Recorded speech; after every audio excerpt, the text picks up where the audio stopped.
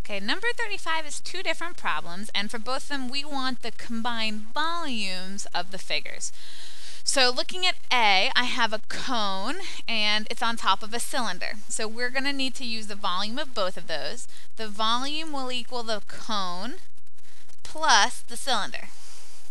So let's find the volume of each of those. The volume of a cone is 1/3 the area of the base times the height. Now the area of the base of a cone is pi r squared.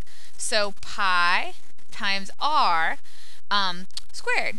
Well, r is the same r that is the base of the cylinder. These are the same radii.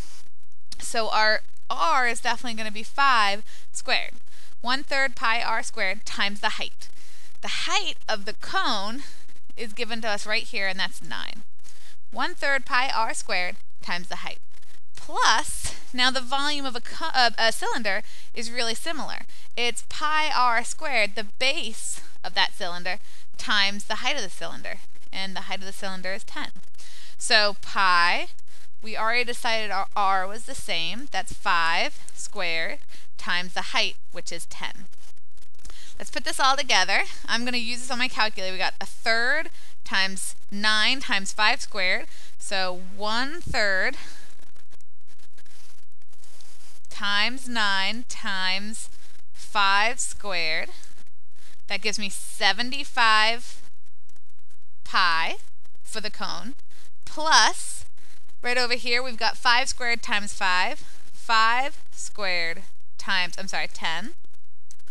That's the height. Is 250, so we have 250 pi. So 75 pi plus 250 pi. We can actually add those together because they both have pi in them.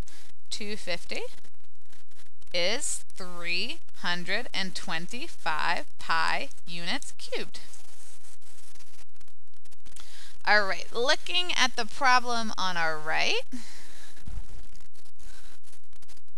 it's also a composite figure, but this time it's a cylinder and it has two hemispheres. Those are half spheres on the ends.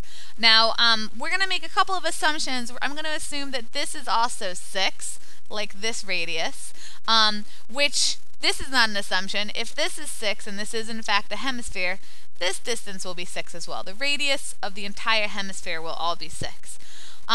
Now, if I take this hemisphere and I put them together, I'm actually going to get a whole sphere.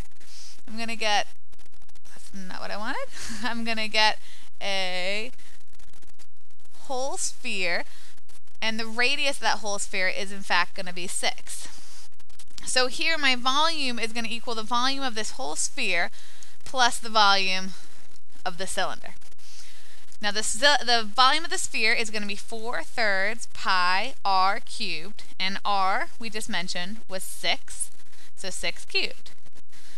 Plus the volume of our cylinder is just like the volume of the cylinder over here in part A, where it is pi r squared, r is 6, times the height of the cylinder, and the height over here happens to be 8.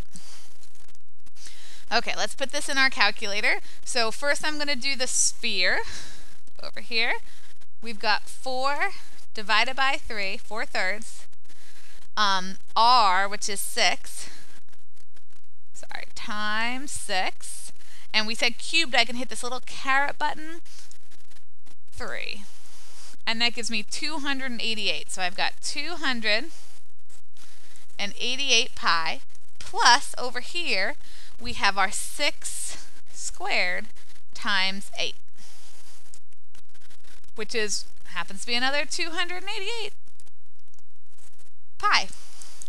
Okay, if I have 288 pi plus another 288 pi, I've got 288 times 2, which is 576 pi units cubed.